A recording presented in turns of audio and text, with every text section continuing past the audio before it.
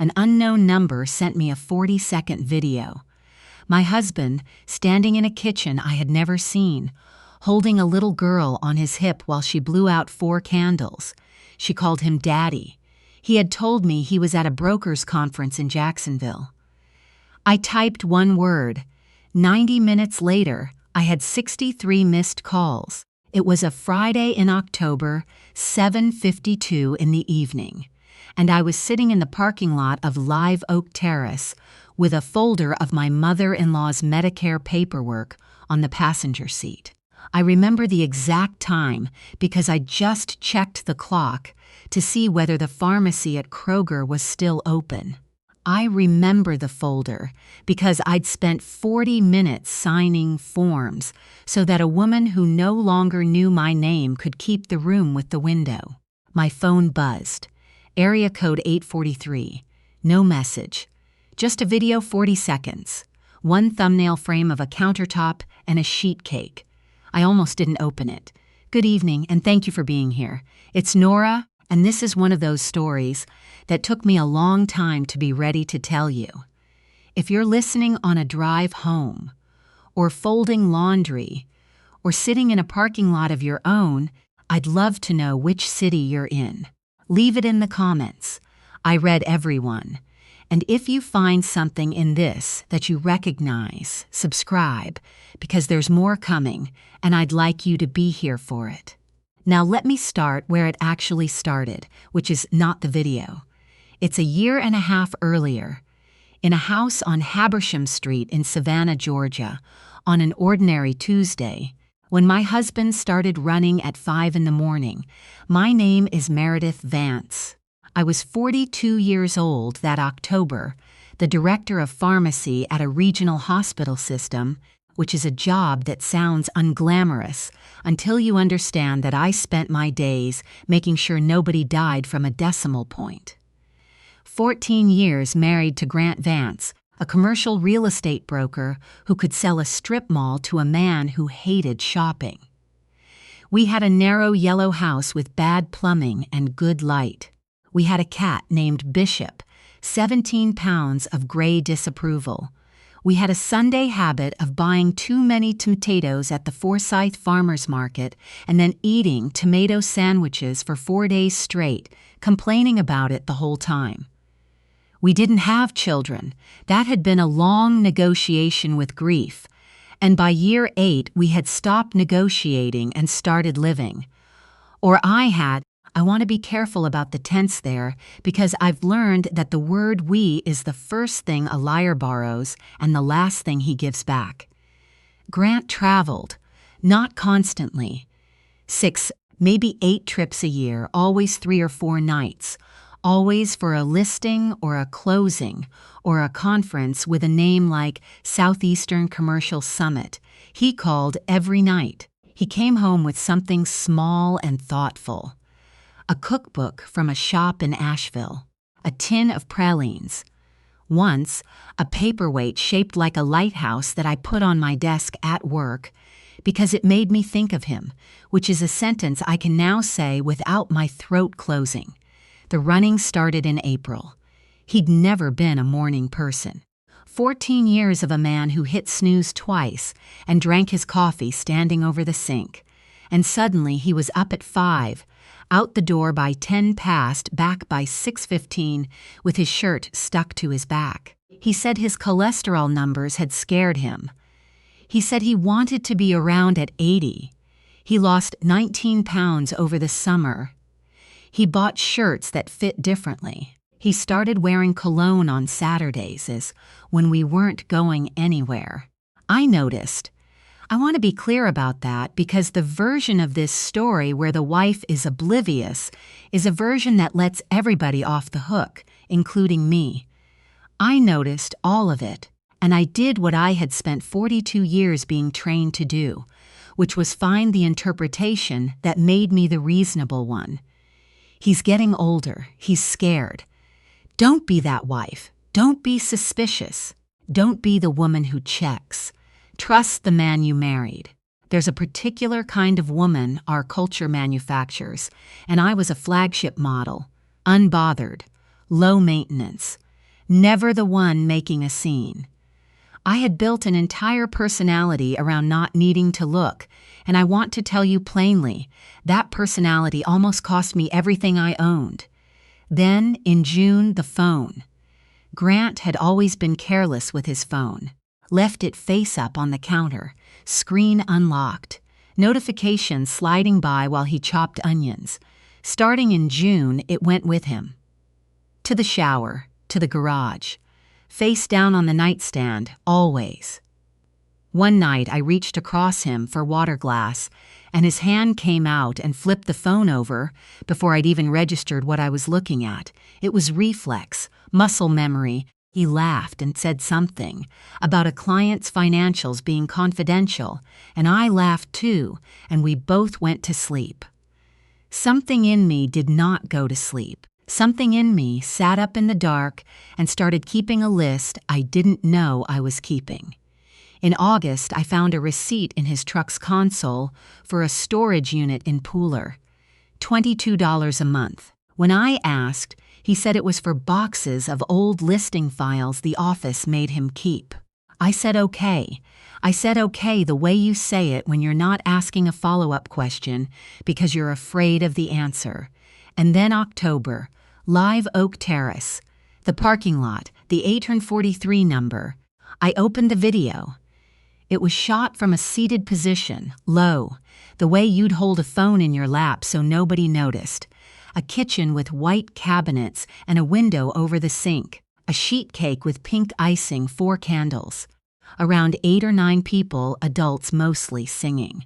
And there was Grant, my husband, in a soft gray shirt I had never bought, never washed, never folded, holding a small girl on his hip. She had dark curls and a paper crown. When the singing stopped, she twisted around and put both hands on his face and said, clear as a bell, "Daddy, help me." And he leaned down with her, and they blew out the candles together. The video was cropped. Whoever shot it had blurred the child's face. Not the adult's, just hers. I watched it 4 times. I remember the specific sound of my own breathing in a closed car. I remember that the folder on the passenger seat said Vance Ruth E. in a nurse's handwriting. I remember thinking, with a strange detachment, that 4 candles meant the little girl had been born the year Grant and I redid the kitchen. He had called me the night before from Jacksonville.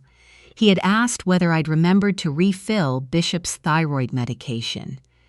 I sat in that parking lot for 11 minutes. I know it was 11 because I looked at the clock when I started and when I stopped. And I have thought about those 11 minutes more than almost any other span of my life. In them, I felt everything. The nausea, the heat behind my eyes, the full obscene inventory of every trip, every shirt, every 5 a.m. run, every $22 storage unit, the understanding that a 4-year-old child existed who had a birthday and a paper crown and a father, and that father had asked me about cat medication. And underneath it, the thing that finally straightened my spine. I was not a wife he hadn't solved loving. I was a problem he hadn't solved yet. At the 11-minute mark, I closed that door in myself. I want to be careful how I say this, because I've heard people describe it as going numb, and it wasn't that. It was more like a hospital during a code. The noise doesn't stop. You just stop listening to it because there's something in front of you that requires your hands. I opened my messages. I found his name, and I typed one word, cake. Then I put the phone in the cup holder, face down, and I drove to Kroger and I refilled the cat's thyroid medication. I want to explain that word because I have thought about it for a long time and I've never once regretted it. I could have written, "Who is she?" I could have written, "You disgusting coward." I could have written 4 paragraphs. Every one of those would have told Grant something useful. Rage tells a man you're reacting. Questions tell him what you don't know yet. Silence tells him you're deciding. Cake told him that I had seen all 40 seconds, that I had watched to the end, that I knew there was a child and candles and a crowd of people who apparently knew about him and had known for years. And it told him nothing at all about what I intended to do next. He asked me, later more than once, what I meant by it. In a hallway, in a deposition, on the phone, 3 months after everything was signed. I never answered him. That word is the only thing in this entire story that still belongs exclusively to me. By the time I got home, the phone had started. It buzzed against the cup holder like something dying. By 9:20, I had 63 missed calls. I did not answer one. I fed Bishop. I put the Medicare folder on the counter. I made a grilled cheese and ate half of it standing up. The texts came in around 10. We need to talk. Please just pick up, please. It's complicated. It's not what you think. I love you, Meredith, please. I read them sitting on the bottom stair with the cat glaring at me from the landing. And I remember feeling something cold and useful click into place, like a lens focusing. Because it's complicated is what a man says when he has been rehearsing a defense for 4 years. And I love you is what he says when the defense didn't work. I didn't cry that night. I want to be honest that this bothered me at the time.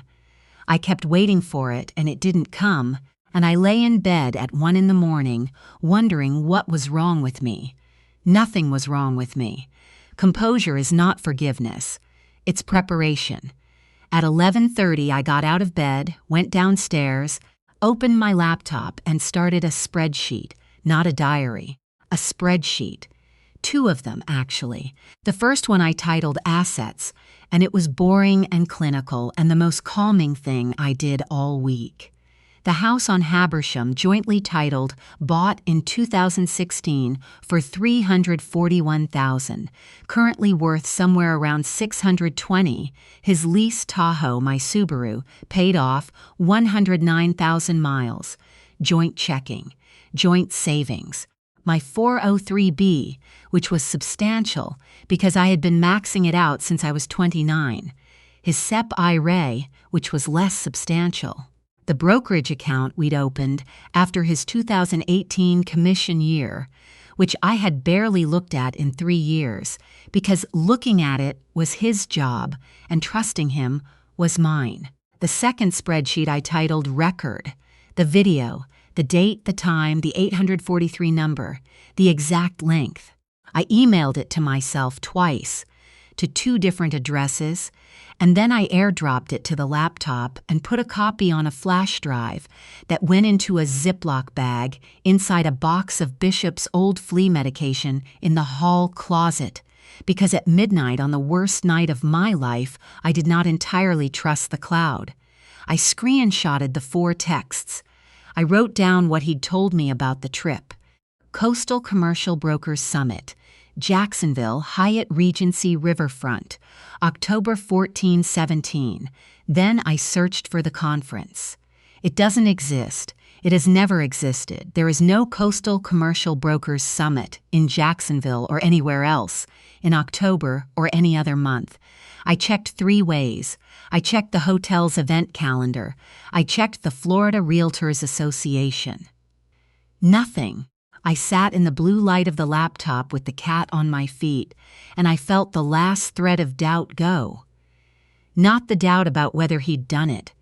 The video was not ambiguous. The doubt about whether I was the kind of woman who could do what came next. By 1 a.m, I had 4 rules written on the back of a Kroger receipt, and I followed all 4 of them for the next 5 months. 1.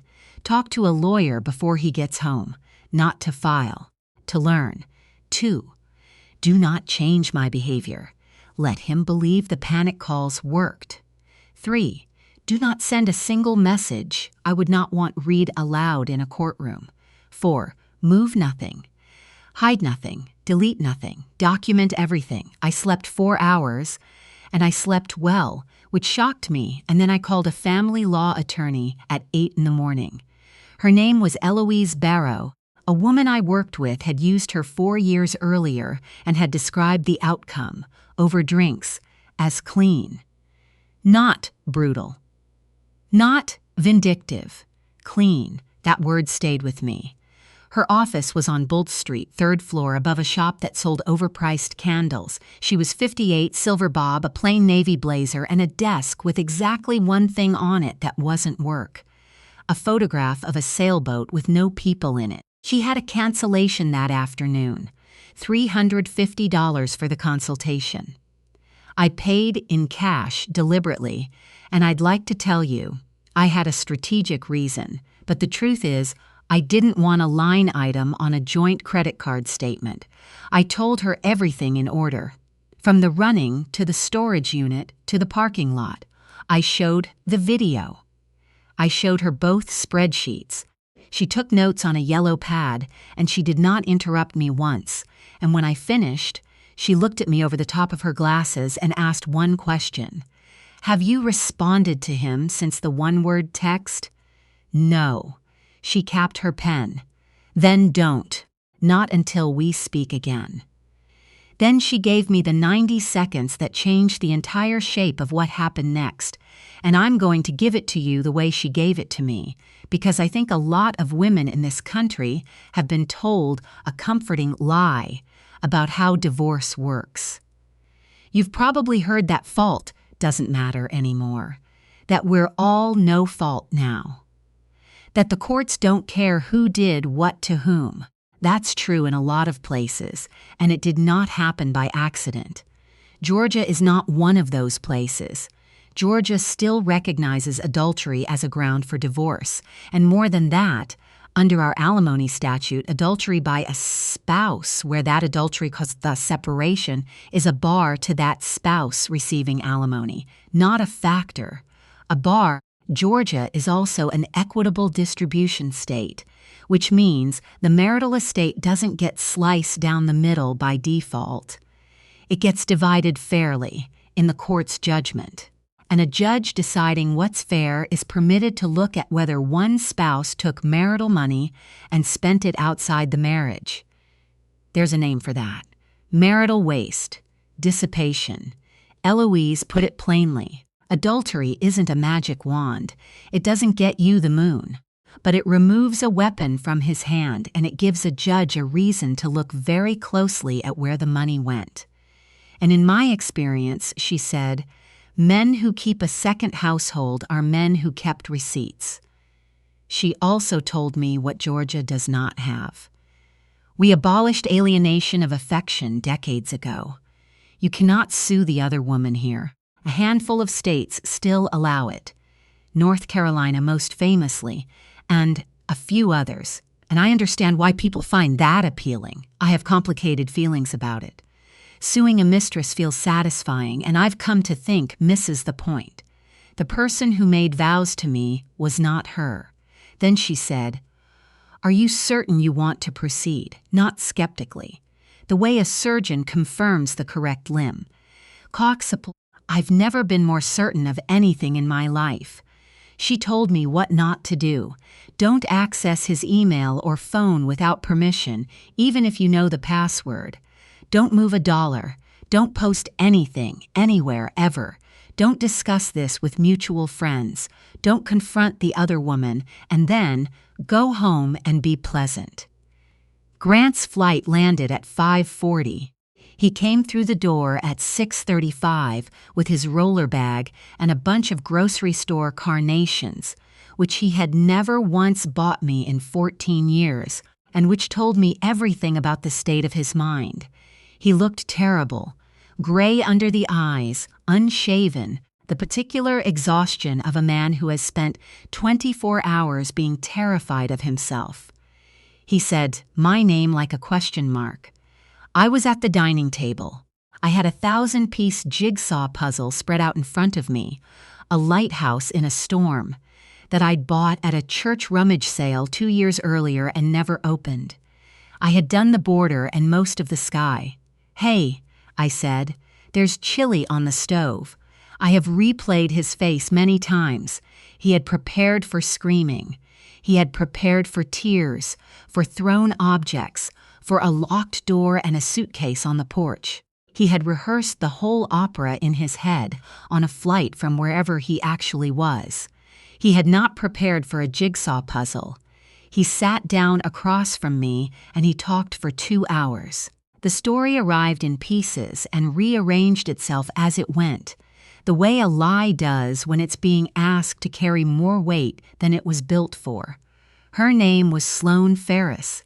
He'd met her at a property closing in Charleston. It started as nothing. It just happened. He hadn't planned any of it. The little girl's name was Poppy. He hadn't wanted me to find out this way. He hadn't wanted me to find out at all. I listened, and I asked questions in the quietest voice I own. How long? 4 years and change. Did she know about me? A pause you could park a truck in. She knew I was married. Where were you, actually, last week? Charleston. Was it her house? It's an apartment. Whose name is on it? That's the one where he stopped. Mine, he said, and then half a second too late, ours, hers and mine. I turned a puzzle piece over in my fingers and set it into the sky. It's over, he said. Meredith. The second you sent that text, I called her. It's done. I want to fix this. I want to fix us. I looked at him across a table. We'd bought at an estate sale in Bluffton. 14 years. A cat. A dead pregnancy in 2013 that we never talked about after 2014. 1,000 tomato sandwiches. Okay, I said. I need some time to think. Let's just be gentle with each other this week. He exhaled like a man surfacing. What he didn't know is that I had already emailed the video to Eloise Barrow from the hospital parking deck at 7:40 that morning, and that Eloise had already forwarded it to an investigator she'd used for 11 years, a woman named Renee Okafor, who had already begun pulling the things that people forget are pullable. Grant had been sloppy, not because he was stupid, because he had never once, in 4 years, imagined that he would need to be careful. The first document Renee sent came 9 days later, a joint credit card statement, one I had never reviewed because reviewing it was his job. 19 hotel charges across 14 months in 4 cities.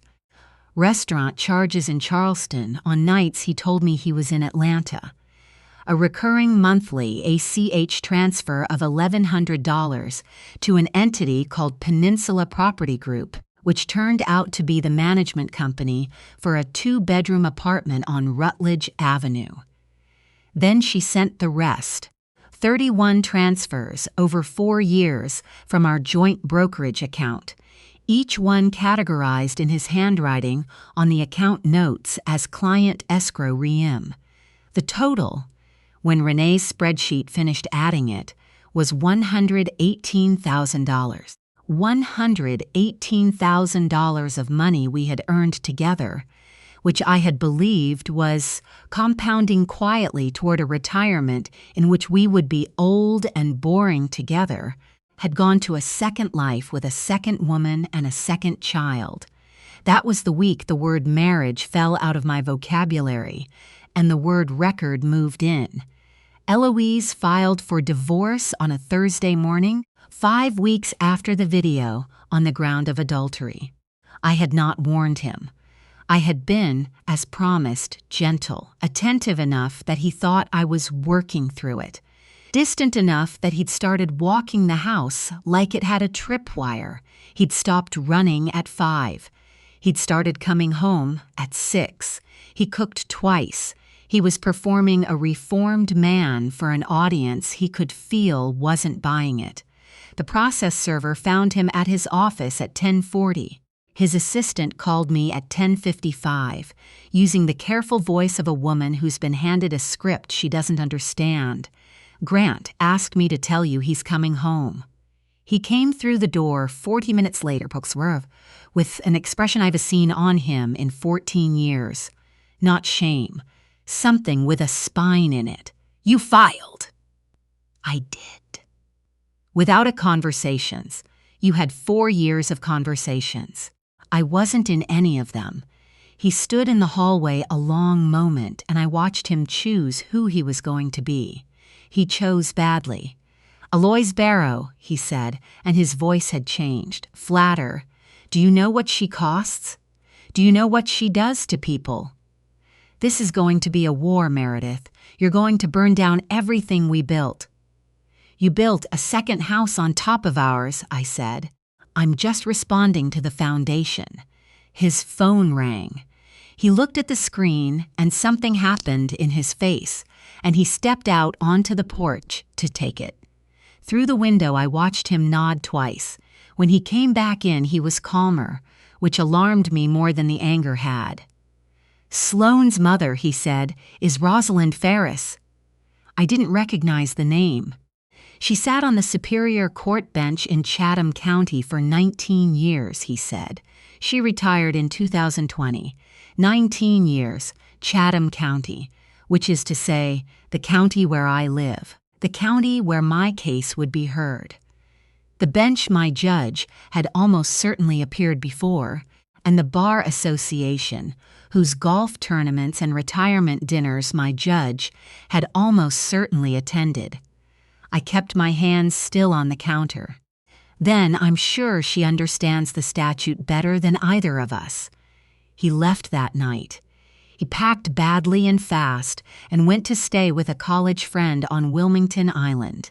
He left half his clothes. He left his good watch on the dresser, which I photographed and did not touch, and eventually gave to Eloise to hold.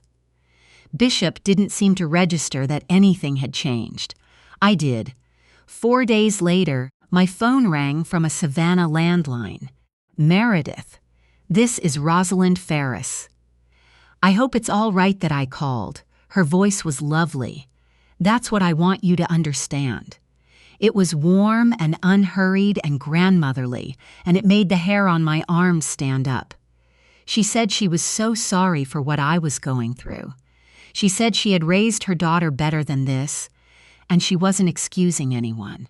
She said she wanted me to know that Sloane had been misled, that she'd been told for years that Grant and I were separated, living apart, that our marriage was a formality neither of us had gotten around to dissolving.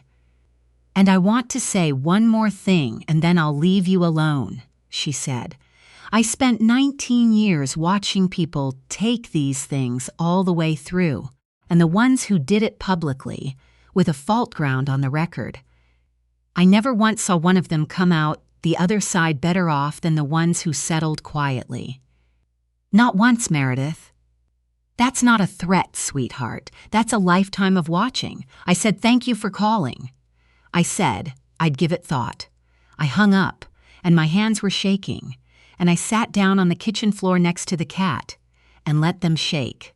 Then I called Eloise and repeated the conversation from memory while she typed. Write it down, she said. Everything, verbatim, right now, while it's fresh. Date it, sign it, scan it to me. Was that a threat? That, said Eloise, was a retired judge with no jurisdiction over anything trying to make an experienced hospital administrator feel like a girl in a principal's office. Write it down. 2 weeks later, I found the envelope in my mailbox, hand-delivered, no stamp.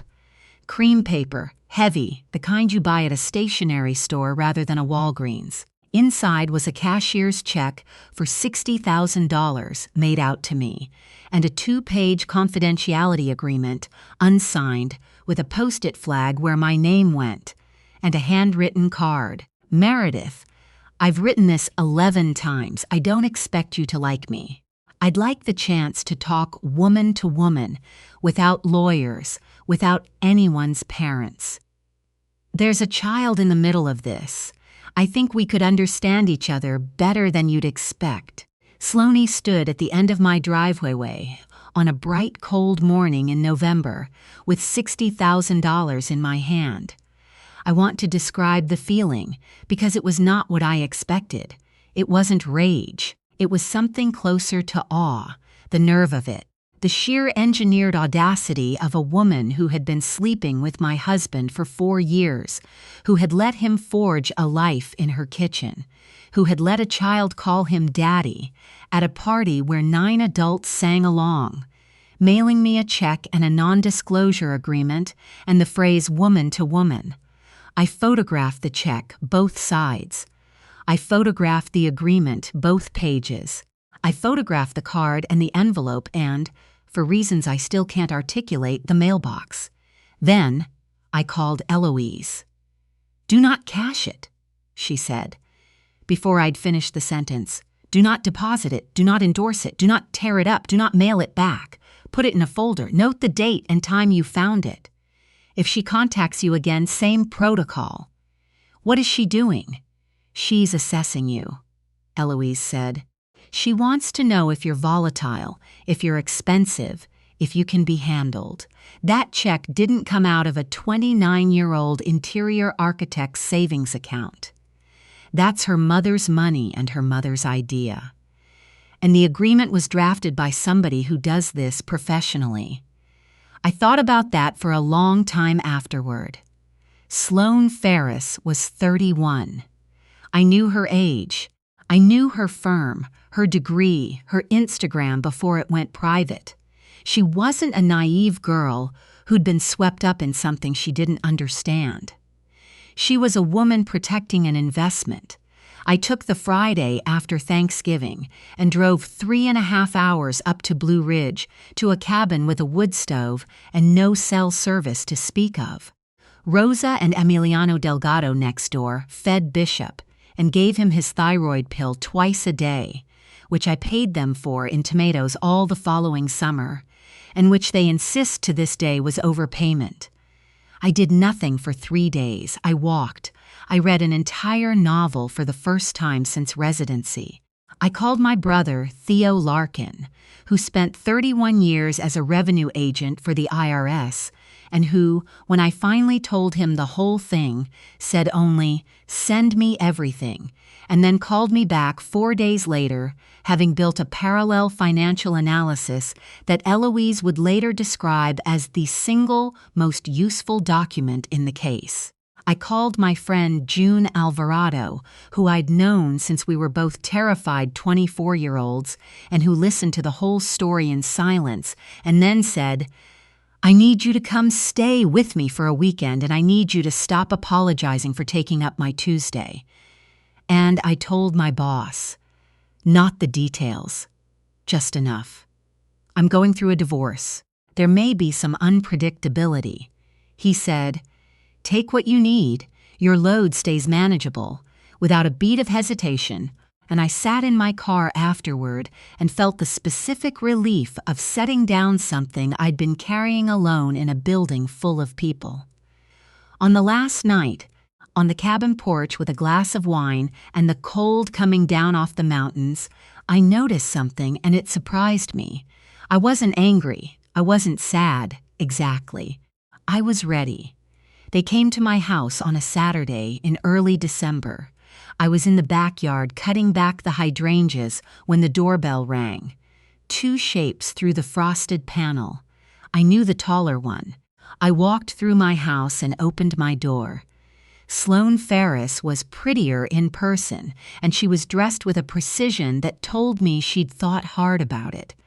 A soft camel sweater, no jewelry to speak of, flat shoes. The visual grammar of reasonable and sorry. Grant stood half a step behind her, which told me exactly who had arranged this. "Meredith," he said. "Can we come?" I looked at him, then at her, then back. "No," I said, "but I'll stand here a minute." She spoke first, and it had been rehearsed. She was so sorry. She hadn't intended any of this. She'd been misled, at least at first, and by the time she understood there was a child, and children complicate the arithmetic of what people owe each other. She wanted me to know there was no hostility in her heart. They weren't trying to take anything from me. They just wanted this to end with the least damage possible. For everyone, and especially for Poppy. "We think," Grant said, "that pushing the Dutert is going to cost more than it gets you, financially, emotionally." "We," I said. "Rosalind has an idea of what a fair resolution looks like," Sloane said. "And what does it look like?" She leaned in a little. She had a good voice for this. Equitable split. Private mediation, no courtroom. No fault ground on the record. That protects you too, Meredith. Nobody wants their private life in a public file. I stood in my own doorway with my hand on the edge of my own door. Let me make sure I understand, I said.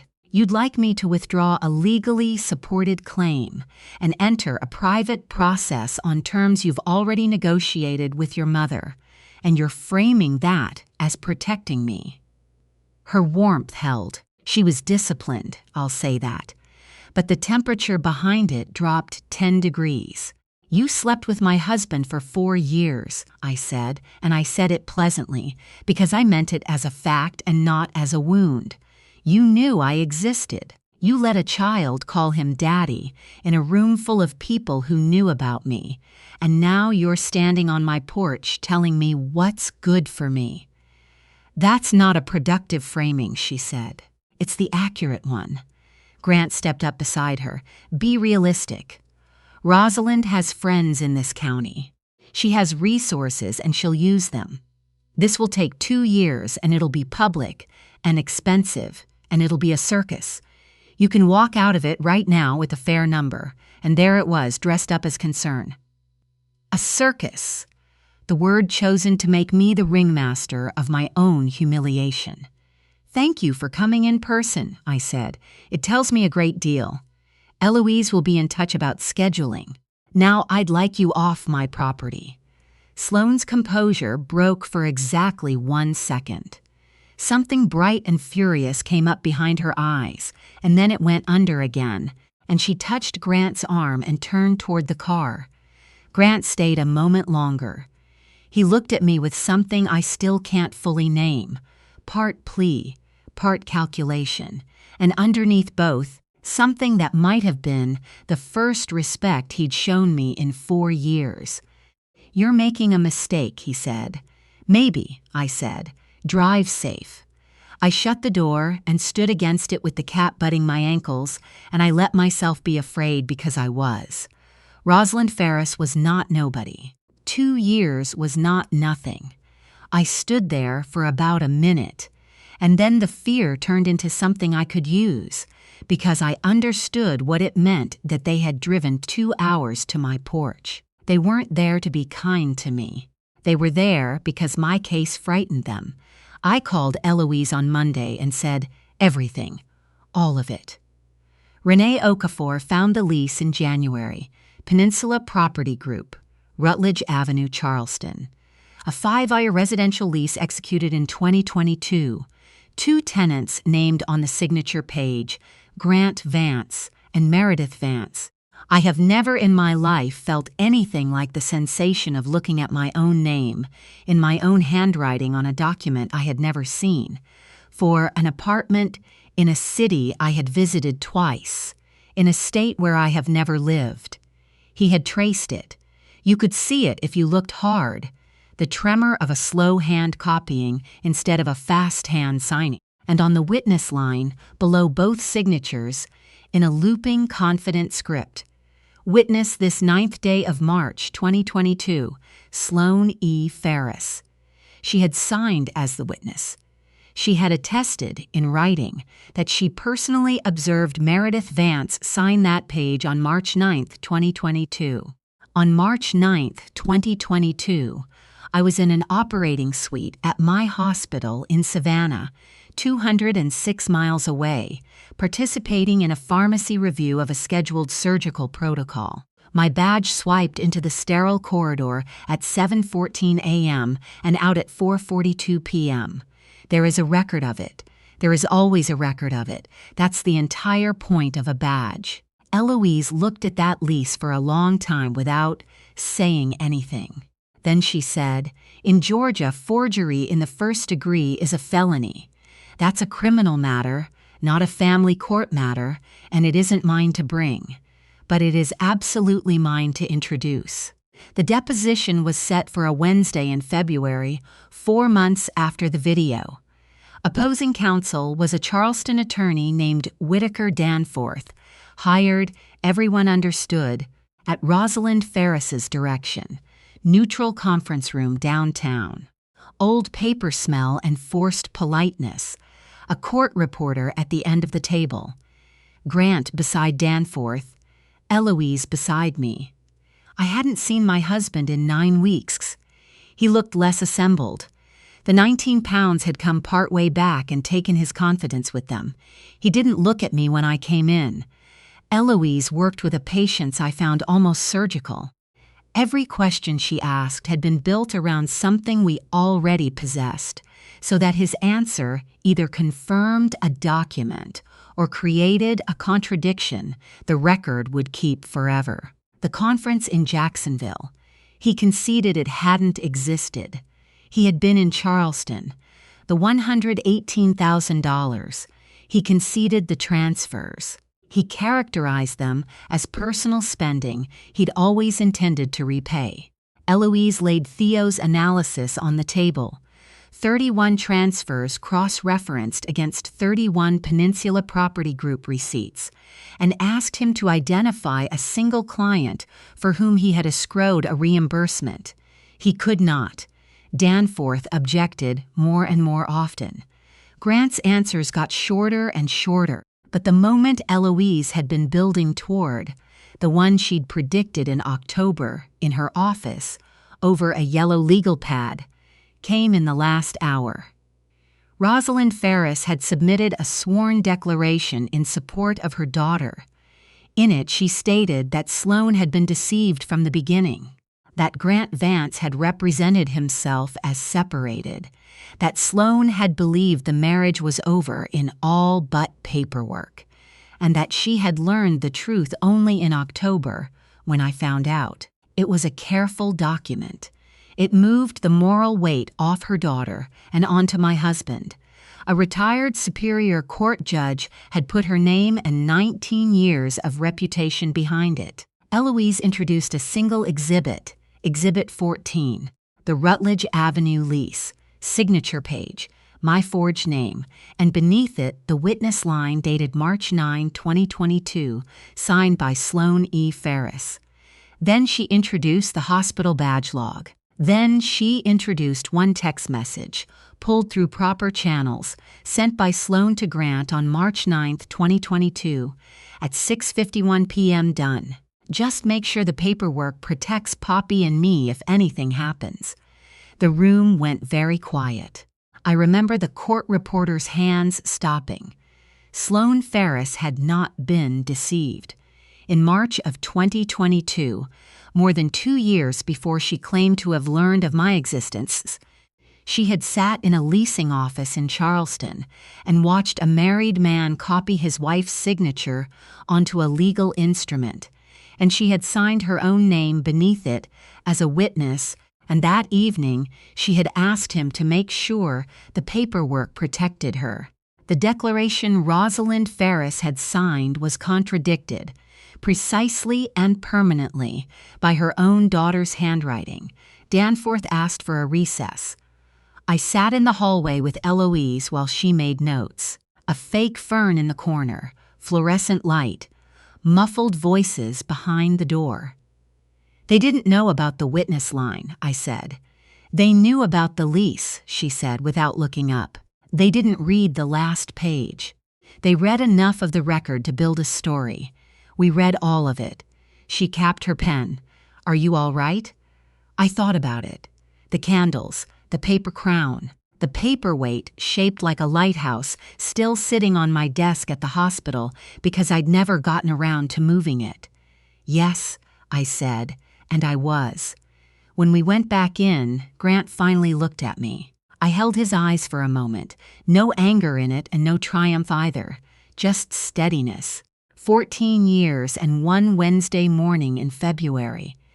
Then I looked down at my notes, and we continued. It settled 5 weeks later. It was not the resolution that had been offered on my porch. It was not private mediation. It was not the number in that cashier's check. Here is exactly what I got, and I'm going to say it plainly, because I've spent a lot of my life listening to women tell these stories and trail off at the end, and I don't want to do that to you. How's the house in Howshamus is mine. bought out against his share of the brokerage account with an offset for documented waste. My 403B is untouched. All of it. His SEEP IRA was divided, and my share was not small. The $118,000 came back to me, dollar for dollar, itemized on a financial affidavit that my brother built, and that Whitaker Danforth never seriously contested. Attorneys' fees were allocated substantially to Grant, at the court's discretion, based on the conduct in the record. His alimony claim died the day the adultery ground was established by operation of Georgia statute, and no argument on earth could have saved it. His leased Tahoe is his problem. His Subaru is mine, paid off, and it now has 141,000 miles. Eloise told me later, secondhand, what Danforth had said to Grant before the final signing. The record is the record. You do not want a judge reading page 4 of Exhibit 14 out loud. The lease went where it had to go. Eloise's obligation as an officer of the court was clear, and a copy of Exhibit 14, along with the badge log, was referred to the district attorney's office in Chatham County. I don't control that. I've never asked about it. Sometimes I think about the fact that somewhere in a building 3 miles from my house, a document with my trace signature sits in a file, and I feel nothing much at all, and then I go water the herbs. Rosalind Ferris never withdrew her declaration. She didn't have the grace. But after February, it carried no weight, and I understand from people who follow such things that the state bar had questions about the circumstances under which it was drafted. I don't know how that ended. I never looked. Grant called me once, 3 months after everything was signed. I let it ring twice, and then I picked up, because I wanted to know what I'd feel. He started with my name, in the tone of a man who has rehearsed an opening, and nothing after it. "I wish you well, Grant," I said. "Please don't call again." I meant the first part. That surprised me, even as I said it. There was no wish in me for his suffering. He had done enormous, deliberate, 4-year damage to something we built together, and the law had answered him proportionally and without sentiment, and I was finished. Not performing finished. Finished. He didn't call again. Eloise sent a bottle of Prosecco and a card that said, "Well done." Renee Okafor sent a 3-sentence email that was entirely professional and somehow perfect. Theo flew down and we spent a weekend on Tybee in March, too cold to swim, eating fried shrimp and talking about nothing. There's one more thing.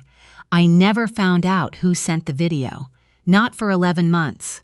Then in September, I got a text from an 843 number. "I'd like to buy you a coffee. I owe you an explanation. Tessa Ferris is Sloane's younger sister. She was 26. She was at kitchen in that video, sitting down, holding her phone in her lap. We met at a place on Broughton Street. She was small and dark-haired, and she couldn't sit still. She told me she'd known about me for 3 years.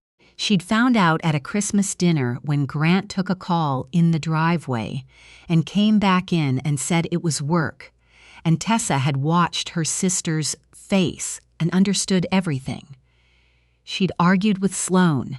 She'd argued with her mother. She'd been told she didn't understand, that things were complicated, that Poppy needed a father. She said she'd sat at that birthday party watching a little girl in a paper crown put her hands on the face of a man who had a whole other house and a whole other woman 200 miles away, and she'd held her phone in her lap and pressed record, and she hadn't known why until she got home. "I blurred her face," she said. "Poppy's. I couldn't send it with her face. I noticed. I looked you up. I found your work bio. It said you review medication protocols, and I thought, this is a person who checks things. Somebody should give her something to check." She said she refused to sign her mother's declaration. She said it cost her Thanksgiving and probably Christmas and possibly her mother. She didn't apologize for her sister. I want to be clear about that, because it's the reason I trust her. She didn't say Sloan was young. She didn't say Sloan was misled. She said, "My sister made a choice. She made it a lot of times." I didn't hug her. I didn't cry. She didn't either. We sat with our coffees for maybe 40 minutes, and then we stood up, and I said thank you.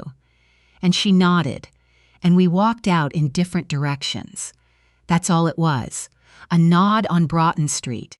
I heard, the way you hear things, that Grant is in a rental on Wilmington Island, still with Sloan in the functional sense, no second engagement announced. He's at the same firm at reduced seniority after a restructuring whose timing nobody has described to me as coincidental. Sloan left her firm in Charleston. Her social media went private and then quiet and then away.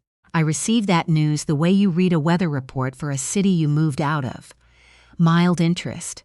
No feeling.